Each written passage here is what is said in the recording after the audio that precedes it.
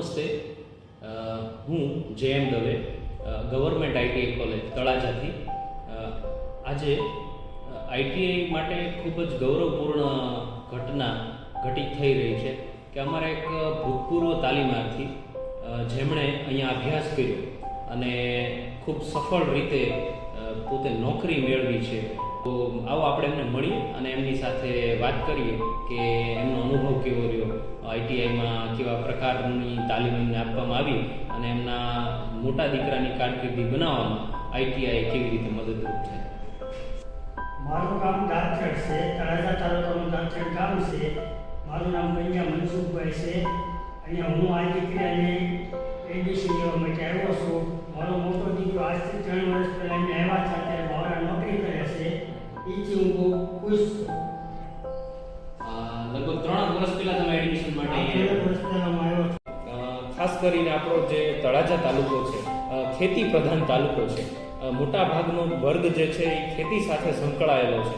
તો હવે આપના બાળકને ઉદ્યોગ સાહસિક બને, નવા નોકરી વ્યવસાયની અંદર જોડાય, એની માટે થઈને આઈટીઆઈની અંદર એડમિશન લો, નવી સ્કિલ શીખે અને ખૂબ સારી કારકિર્દી બનાવે અને પોતાના ઘરને, પોતાના પરિવારને આર્થિક રીતે મદદરૂપ થાય, એમાં અમે કોઈને કોઈ રીતે સહભાગી બનશું તો અમને ખૂબ જ આનંદ થશે. વધુમાં ફરી એક વખત આપ સૌને મારી અપીલ છે કે આવો આઈટીઆઈ જઈએ, રોજગારી મેળવીએ અને ખૂબ સારા સ્કિલ ઇન્ડિયાનું નિર્માણ આપણા થકી કરીએ. જય હિન્દ. 2 વર્ષની કોર્સ કર્યો બરોબર, અને અત્યારે હાલમાં બાવળા નોકરી કરે છે.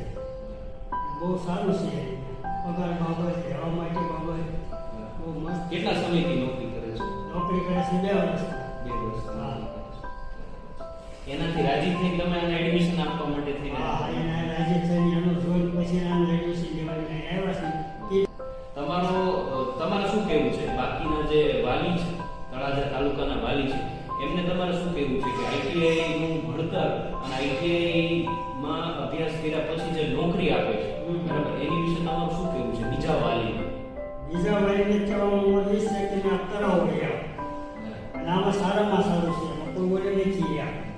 1 કે 2 વર્ષના કોર્સ પછી છોકરો ઓછામાં ઓછા 15,000 થી 20,000 કમાતો થઈ છે. બરાબર, તમારો જાત અનુભવ.